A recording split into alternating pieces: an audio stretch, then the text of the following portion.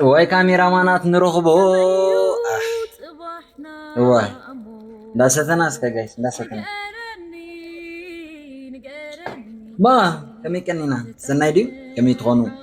مساهم زلخو روسا حوخمي لو ما حنت خاني بحد نتبي متيكم زلخو تنتبخا حنت أزيا طعم بلوت مقر زغن الدمس تونن حنت يوان رغبنا لنا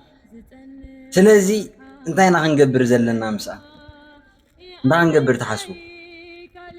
تنحسبو فلوتي مغنياتو طعم دمس عند حردا خوينا ذا سبزيا هنقبرو زلنا هذا بلوت زغن موسيقى مسرح وي بلوت زغن فيديو كليب سريحة ناباهم مغربي قوم مالتي እሱ እንተዳ ዘይጌርና ያኻኒ ብዓቕምና ንእሽተይ ቪድዮ ሰሪሕና ኣብ ምዝርጋሕ ክንበቅዕ ክንክእል ኣለና ማለት ስለዚ ቅድሚዛ ናባኹም ዝሰዳ ዘለኹ ቪድዮ ሓንቲ ቪድዮ ሰሪሕ ኣለኹ እታ ቪድዮ እቲኣ ኣትኹም ኩላትኩም ንኹላትና ከተተባብዑና ብትሕትና ሓተኩም ካብዚ ብምቕፃል ከዓ ካብ ሎማዓንቲ ዛዕለት እዚኣ ጀሚሩ ማለት እዩ ናባኹም ዝተፈላለየ መደባት ዘሎ እቲ መደባት ከዓኒ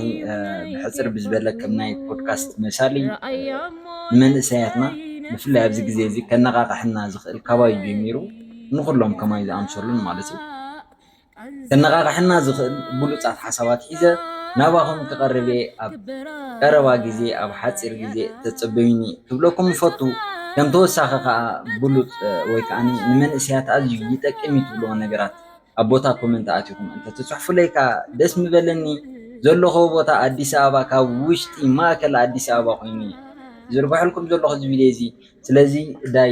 መደባተይ እንዳተኸታተልኩም ዘድሊ ሃናፂ ዝኾነ ርእቶታትኩም ክፅሕፉለይ ብትሕትና ሓተኩም ምሳኹም ዘለኹ ከምቲ ልሙድ ኣብዛ ላዕሊ ነለትኩም ሮሳ ቪድዮ ፕሮዳክሽን ሮሳ ሓዊኹም ሰናይን ጥዕና ንዓኹም ኣብ ዘለኹሞ ተሰናዩ ጋይስ